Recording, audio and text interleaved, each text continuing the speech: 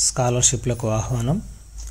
National means cum merit scholarship NMMS scheme 2025-26కు దరఖాస్తు ప్రక్రియ ప్రారంభమైంది. ఇది కేంద్ర ప్రభుత్వం అందించే స్కాలర్షిప్ పథకం.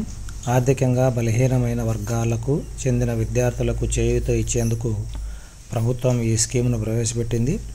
ఈ ఉపకార వేతనం పథకం ద్వారా పేద విద్యార్థులు పాఠశాల విద్యను కొనసాగించేలా చూడాలన్నది ప్రధాన లక్ష్యము. ఈ నేపథ్యంలో NMMS స్కాలర్షిప్పై ప్రత్యేక కథనాన్ని ప్రచురించడం జరిగింది.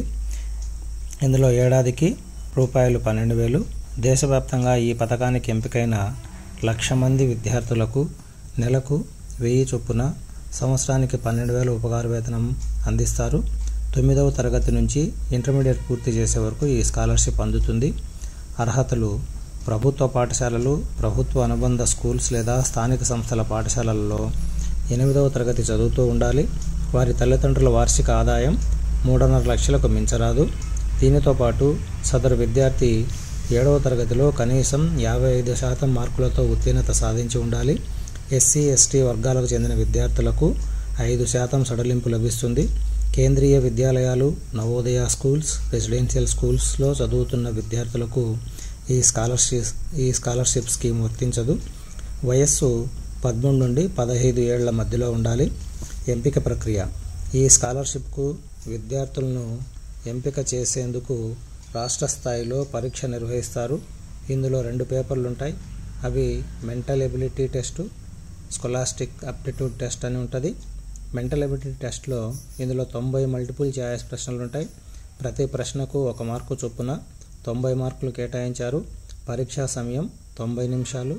నెగటివ్ మార్కుల నిబంధన లేదు. విద్యార్థి వెర్బల్, నాన్ వెర్బల్ సామర్థ్యాలు పరిశీలించేలా ప్రశ్నలుంటాయి. ఇంజనీరింగ్, క్రిటికల్ థింకింగ్పై ప్రశ్నలు అడుగుతారు.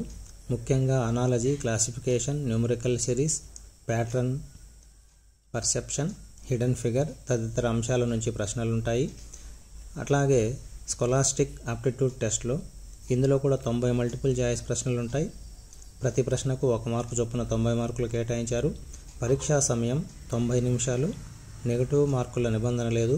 ఇందులో 7, 8 తరగతుల మ్యాథ్స్, సైన్స్, సోషల్ స్టడీస్ నుంచి ప్రశ్నలు అడుగుతారు.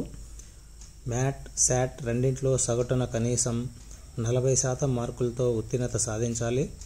ఎంపిక సమయం నాటికి కనీసం 55% మార్కులతో 8వ తరగతి ఉత్తీర్ణులై ఉండాలి. ST/SC విద్యార్థులకు 5% మార్కుల సడలింపు ఉంటుంది. ముఖ్య నిబంధనలు: కేంద్ర ప్రభుత్వ స్కాలర్షిప్ పథకానికి సంబంధించి ఒక విద్యార్థికి 1 ఉపకార వేతనం మాత్రమే లభిస్తుంది. ఈ స్కాలర్షిప్ 4 ఏళ్ల పాటు అంటే 9వ తరగతి నుంచి 12వ తరగతి వరకు అందుతుంది. ప్రతి సంవత్సరం మనం రెన్యువల్ చేసుకుంటూ ఉండాలి. ఉపకార వేతనం కొనసాగాలంటే విద్యార్థి 10వ తరగతి బోర్డు పరీక్షలో కనీసం 60% మార్కులు సాధించాలి. SC/ST అయితే 55% మార్కులు. ప్రభుత్వ పాఠశాలలో చదివే విద్యార్థులకు మాత్రమే ఈ స్కాలర్షిప్ అందుతుంది.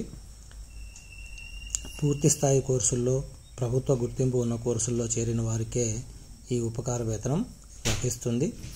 దరఖాస్తు చేసుకునే విధానం: నేషనల్ స్కాలర్షిప్ పోర్టల్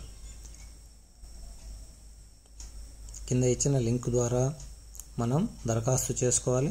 దరఖాస్తును స్కూలు, జిల్లా, రాష్ట్ర స్థాయిలో ధృవీకరిస్తారు. ఈ ధృవీకరణ అనంతరం విద్యార్థి బ్యాంక్ ఖాతాలో నేరుగా స్కాలర్షిప్ జమ చేస్తారు.